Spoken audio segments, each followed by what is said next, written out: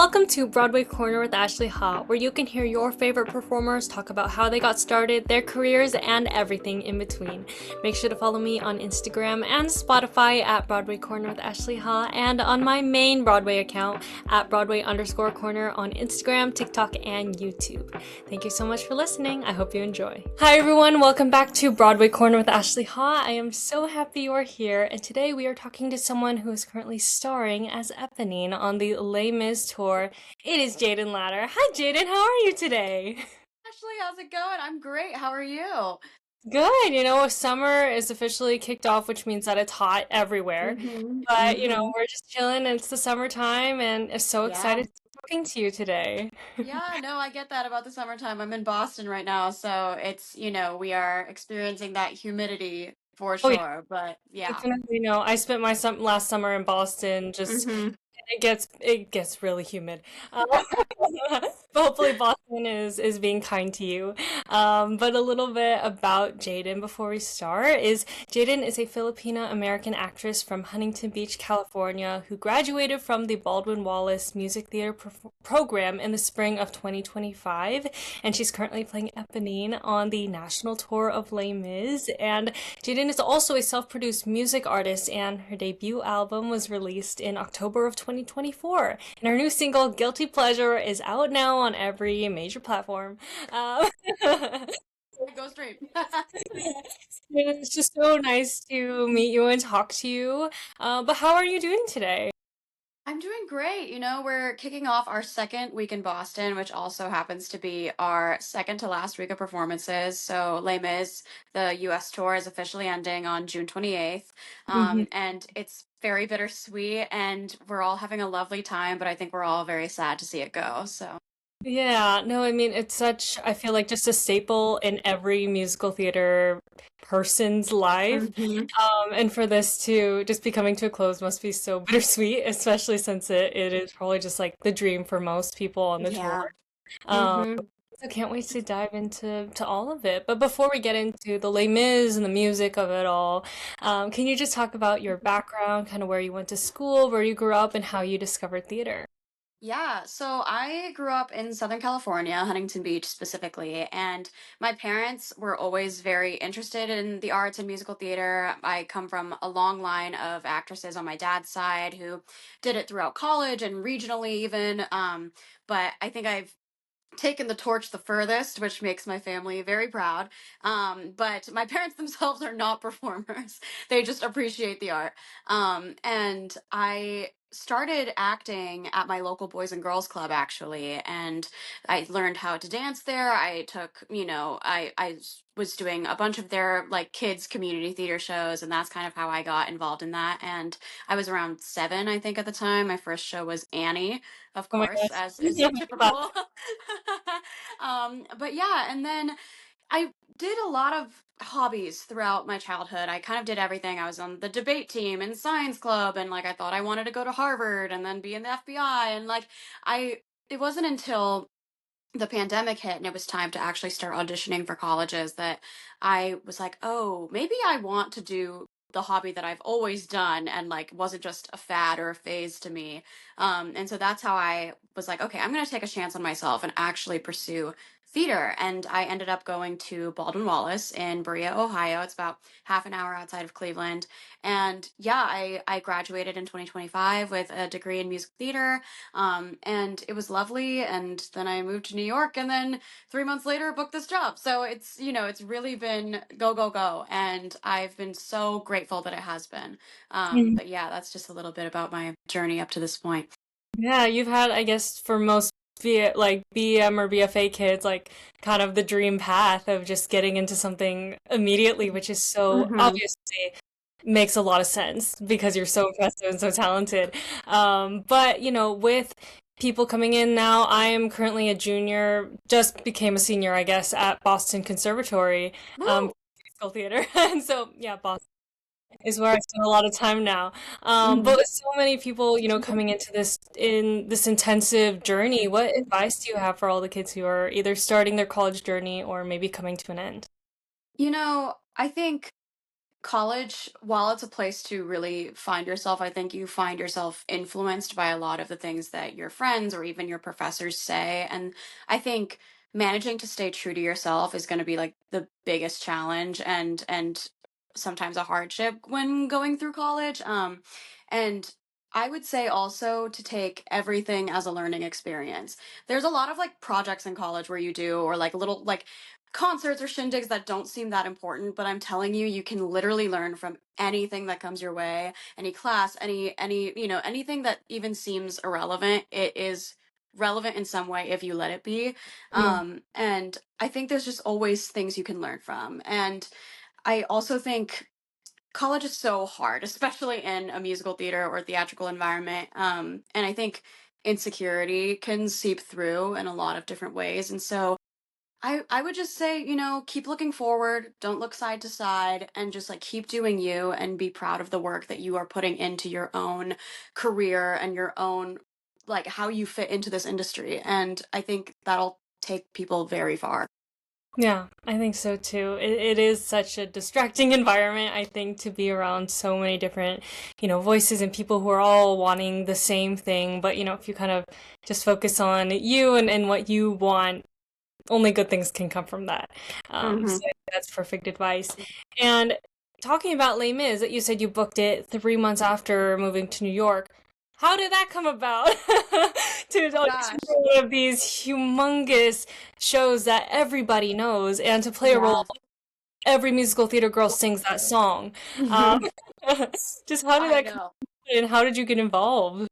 Well, gosh, it was pretty unexpected because, this tour's been out for 4 years. And so I was like, oh, there's no way they're going to be, recasting these certain parts, and it wasn't even really on my radar because funnily enough, I'd already seen this production, like the tour twice already, 2 years apart. So I saw it in 2022 and again in 2024. And so when my manager had sent me the audition in 2025, I was like, oh, really? Like, I was like, oh, I can't believe like it's still going, which, hallelujah, because it's such an Mhm. incredible show. But yeah, and around I think late July of 2025, I got the audition, and what I loved about this audition was that the initial audition was in person and it wasn't a tape.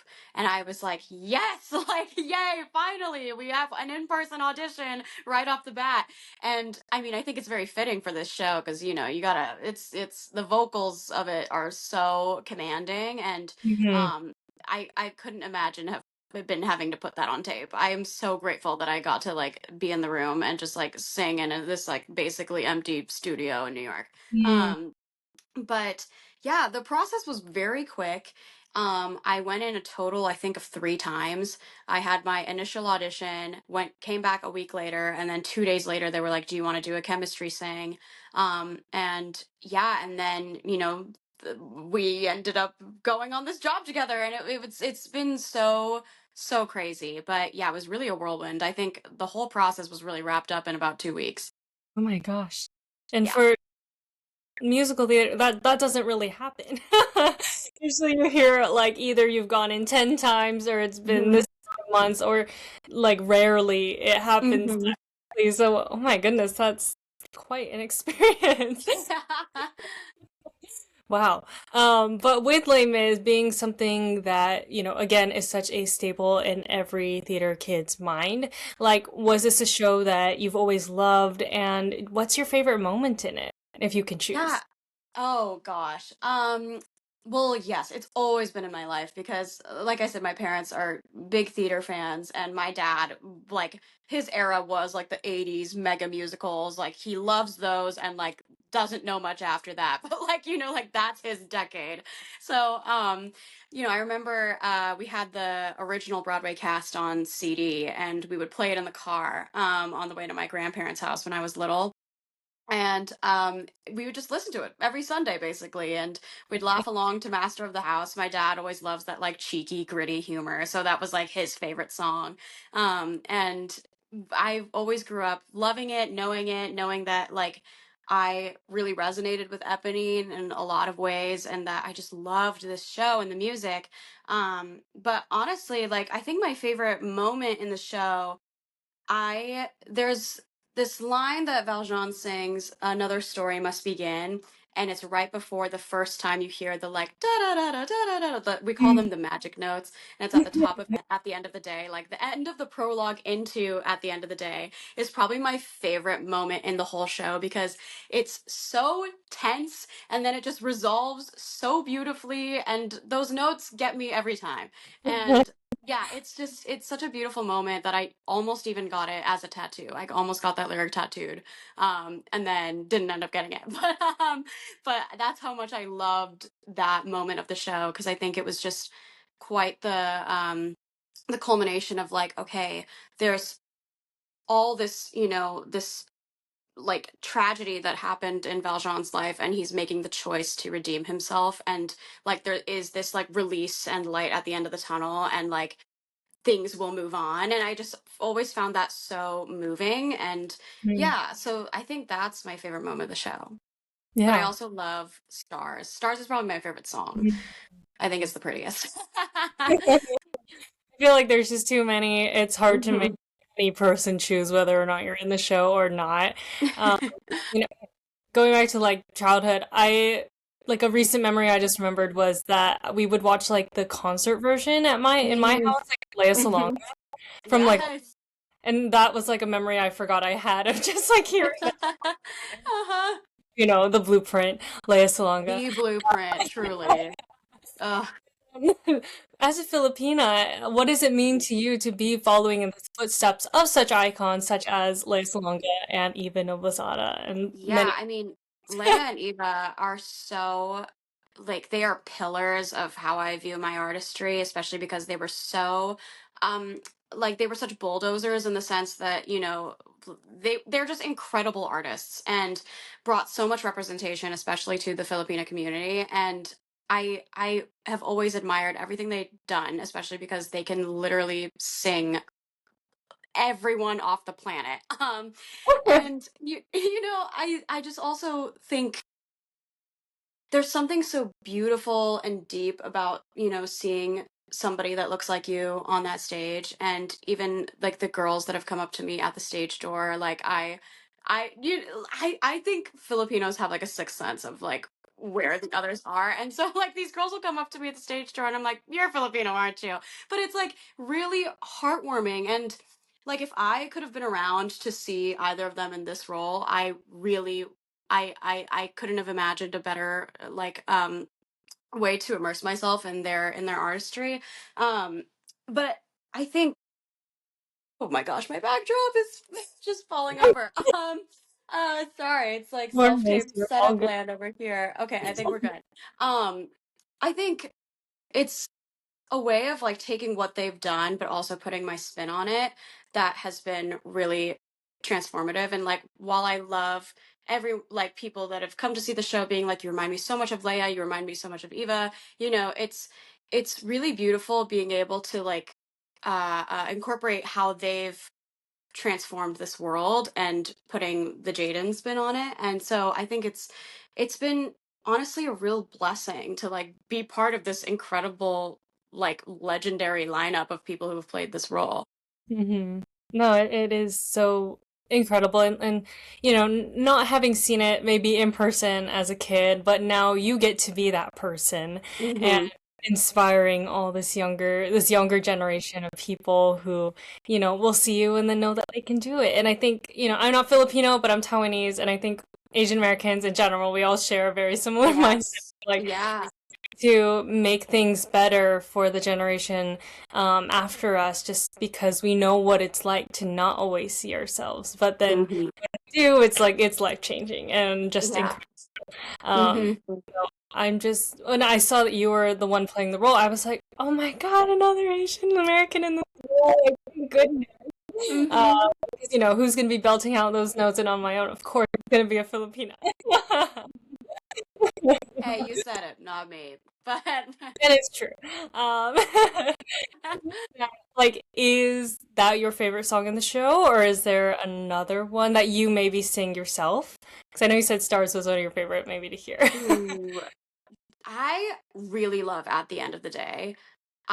it's the most fun I have on stage personally, and I just like I love ensemble numbers. They are my favorite. I just find them so entertaining, and like the most fun I've ever had in a show was always in the ensemble, you know? And so sometimes I'll even watch Master of the House from the Wings because I'm like jealous. I'm like, oh, everyone else gets to like have fun and like be Mhm. drunk on stage, and I have to like die every night. You know what I mean? And so it's just like watching that community come together every night on stage is really magical, and Mhm.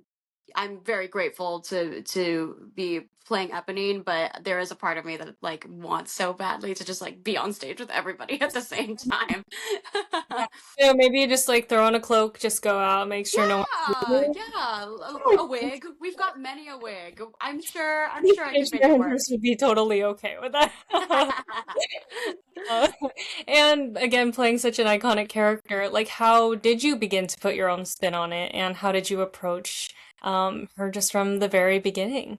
Yeah, I what's funny is I think in high school I really resonated with Eponine. I probably sang on my own to myself millions of times as I was dealing with my own emotional roller coasters of teenagehood, you know? And it's funny coming at it from the lens of a 22-year-old because I mean, in the show she's, you know, 16, 17, but the at least our directors specifically have wanted her to be seem even younger, which has been honestly more of a journey than I expected because I have to like dial back the learned perspective that I gained over the years and say like, okay, how did I as a 15-year-old view love? How did I view like attraction and loyalty and like sacrifice? How did I and you know clearly, you know, it's an epic musical, so it's going to be a life or death situation. But like, I mean, it's that serious to her. You know, she's willing to die for this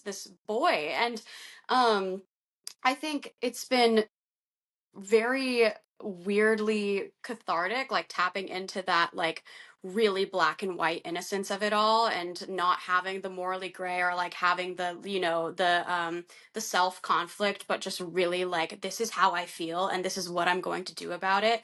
That's Mhm. honestly been very inspiring because she's very strong. I think it's easy for audience members, particularly who maybe have not gone through her experience, even as just like a woman. I think women empathize with Eponine a lot more than male audience members, which I found and I think is interesting.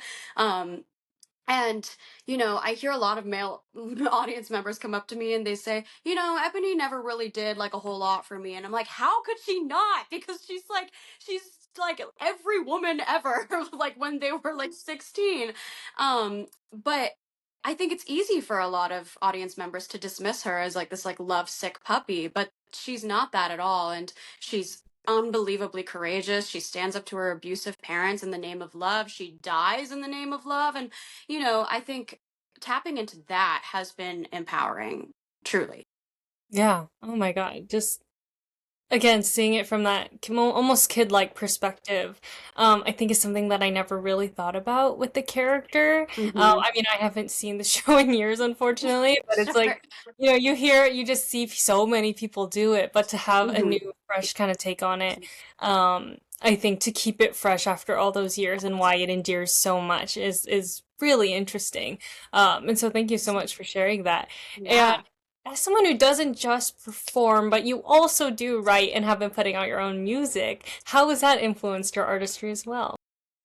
Oh, I think they are very equitable to me. I don't think my acting exists without my songwriting. I don't think my songwriting exists without my acting because at the root of both of those things is people and connection. And I experience that on a daily basis, whether I realize it or not. And I think those personal experiences help my artistry no matter in what medium I'm trying to have it come across.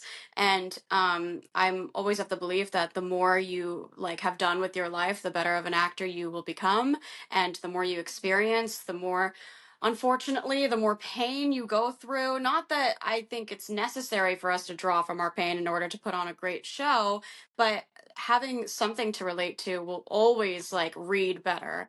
And I think that even goes with my songwriting. I don't think I've ever written a song that doesn't genuinely represent how I feel in a moment ever. And, the majority of the songs that I write are about my own life. And um, it's they're both unbelievably vulnerable, because there are times when I do the show, even in Les Mis, and I'm going through something, and I'm so terrified that the audience can see that it's me and not me as Eponine. And I think, but regardless, at the end of the day, nobody really knows, because when you're watching a show, you don't really perceive them, you perceive your own experiences within the context of this world.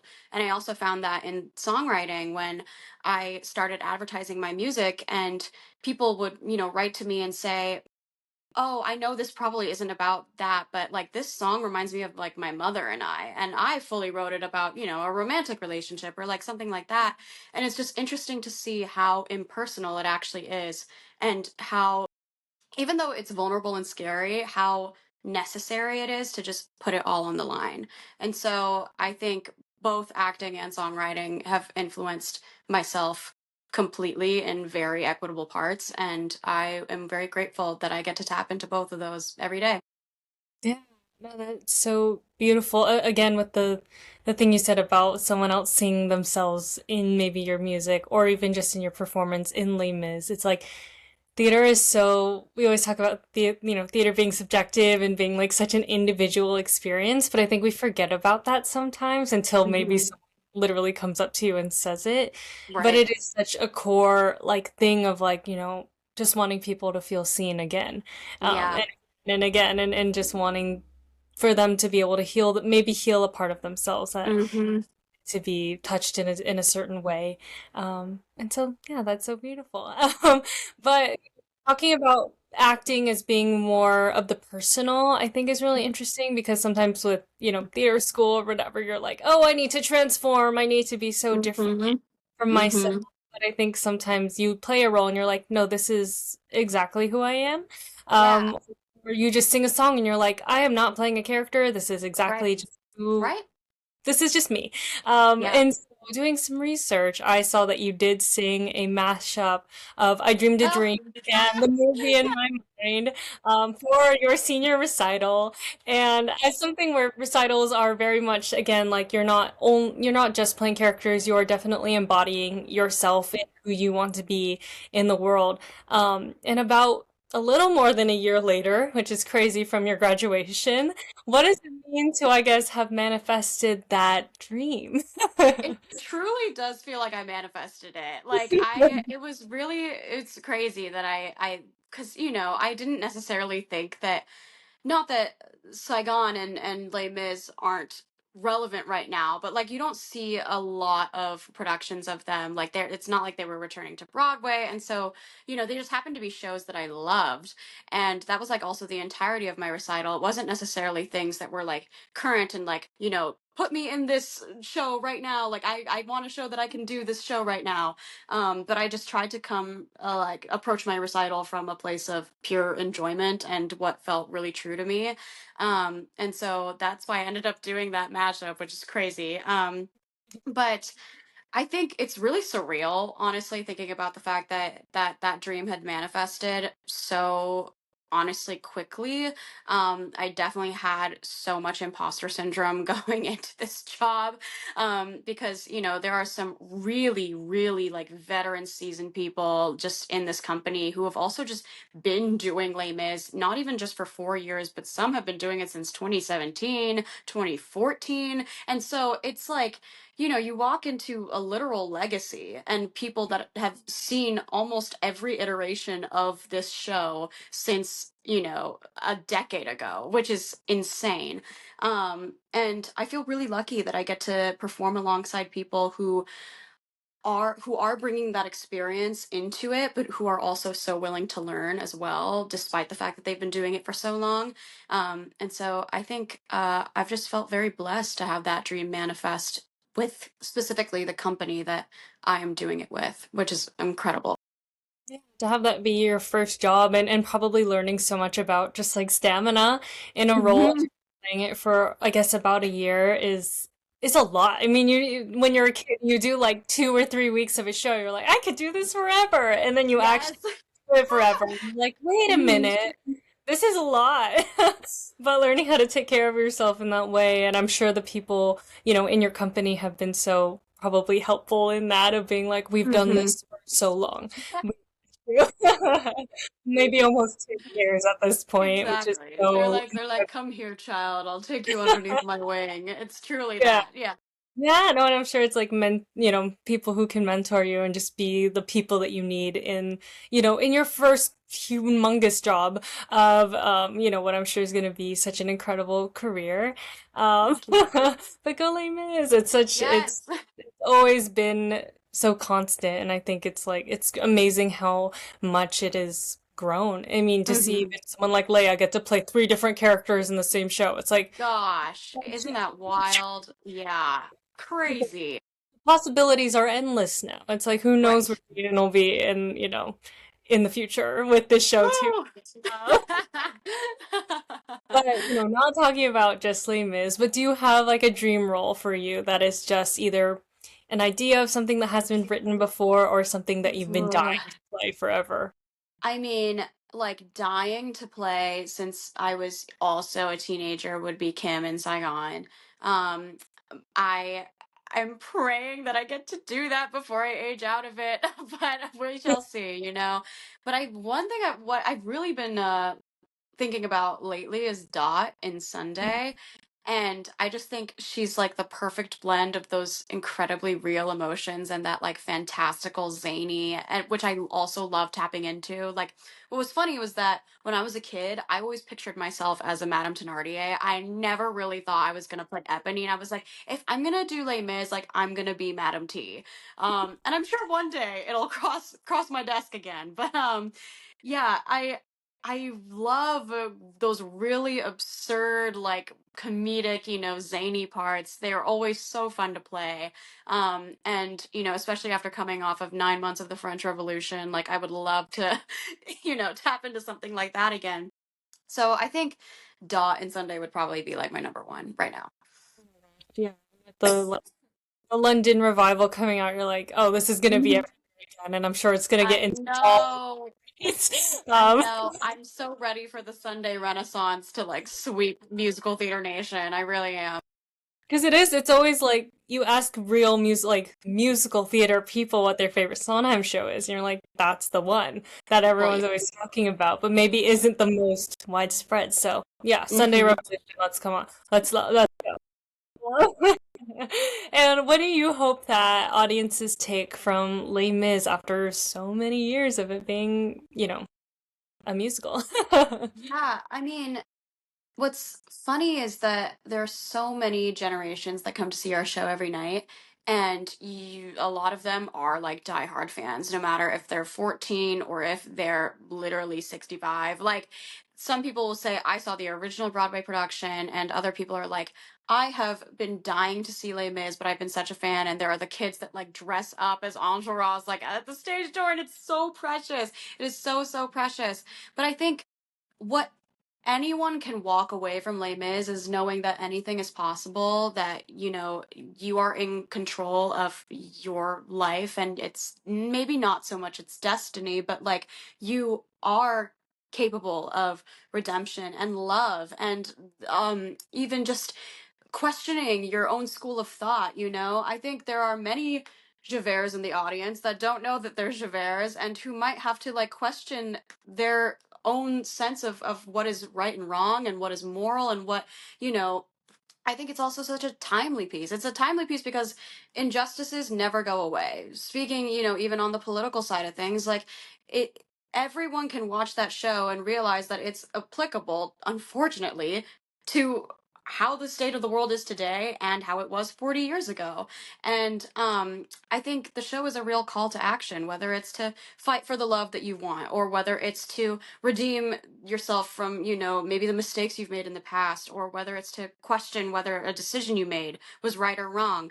I think everyone can walk away moved, or even just seeing that there's hope, that amidst all this tragedy, that there is hope to be found, I think is also such a beautiful thing about the way that Les Mis ends. And yeah, it's really, it's such a beautiful piece, and I think everyone can like grab a little nugget of something in there.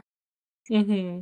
Yeah, that's such a beautiful note to kind of end on. But thank you so much for being here. Is there anything else you would like to say, mention, anything? Oh gosh, I don't know. I mean, I just like, I love this show. Thank you for having me. Yeah, yeah. It's been Go wonderful. see Jaden on the rest of the run. Coming up so soon. But it's going to be such, I'm sure, a gratifying experience just to kind of wrap this journey up. We are so happy for you that this has been such a positive, sounds like positive experience. And thank you so much for being on the pod. Thank you so much for having me. Thank you, Ashley. Well, thank you to everyone listening. Make sure to follow Jaden on, social media. I'll make sure to tag her and follow me on Broadway Corner on most platforms. Thank you so much for listening, and I hope you have an amazing day. You've been listening to Broadway Corner with Ashley Haw. Thank you so much for tuning in. I'll see you next time.